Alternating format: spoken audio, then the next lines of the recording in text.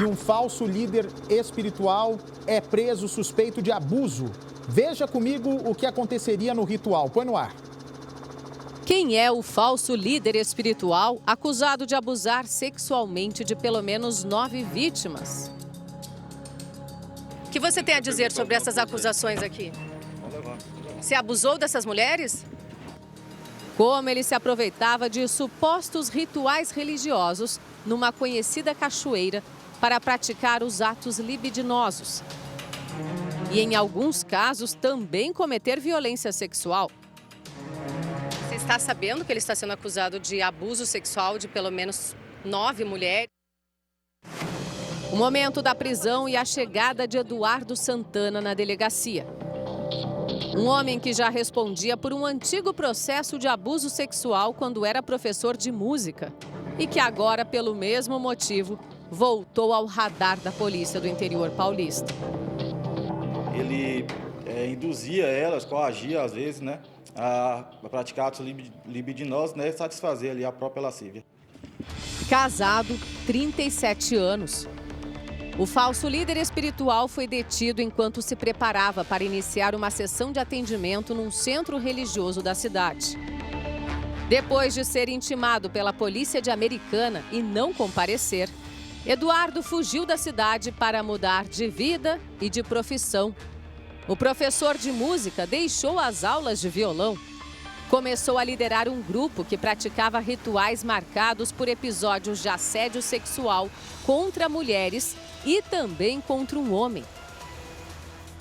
Olha, está nessa viatura o Eduardo Santana, falso líder espiritual aqui de Hortolândia, foi preso. A polícia acaba de cumprir esse mandado de prisão contra ele, acusado de abusar de pelo menos 9 vítimas. 2 estão para prestar depoimento na delegacia. E claro que a polícia espera aí que surjam mais mulheres nos próximos dias com a divulgação da prisão deste falso líder espiritual, que atendia um centro religioso aqui da cidade. Nós vamos aguardar aqui a saída, a descida dele. Os policiais acabaram de prendê-lo minutos antes dele começar a atender nesse centro religioso. Lá o delegado, Dr. Regino.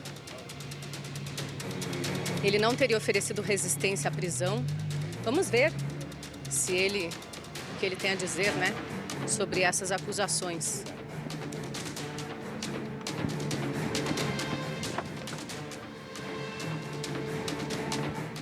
O que você tem a dizer sobre essas acusações aqui?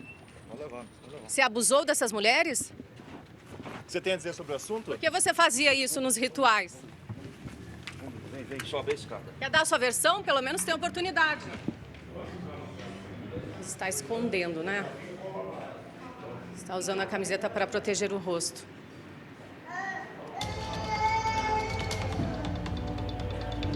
O Dr. Regino acaba de conduzi-lo para prestar depoimento. Ele será ouvido neste momento.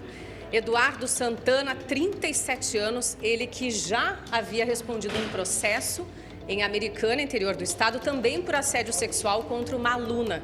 Ele atuava como professor de violão nesta outra cidade, antes de montar esse centro religioso, que ele atua aqui em Hortolândia por cerca de 7 anos. Ou seja, ele já tem um histórico, um passado como assediador. E agora, muitas acusações aí para responder. Minutos depois, uma mulher que frequentava os atendimentos e ajudava Eduardo em alguns desses rituais, falou sem se identificar sobre o que acontecia no chamado Giro da Mata. Você já soube de algum caso de uma mulher se despir durante esse ritual? Não, jamais. Ninguém nunca se despiu.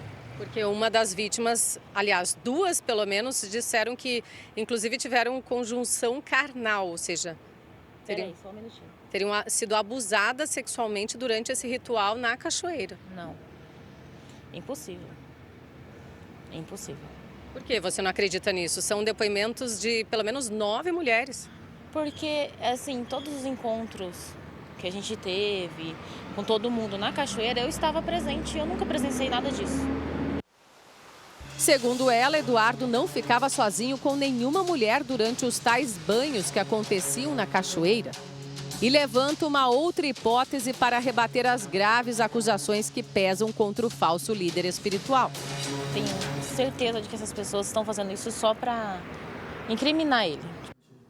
Para o delegado que está à frente das investigações, esse tipo de alegação feito pela ajudante de Eduardo é apenas uma manobra para desqualificar os depoimentos de vítimas que apresentaram ainda áudios e mensagens de conversas trocadas com o falso líder religioso. Era nesse centro religioso que o falso líder espiritual fazia os seus atendimentos há pelo menos 7 anos. E foi aqui que a Polícia Civil de Hortolândia cumpriu mandados de prisão, busca e apreensão.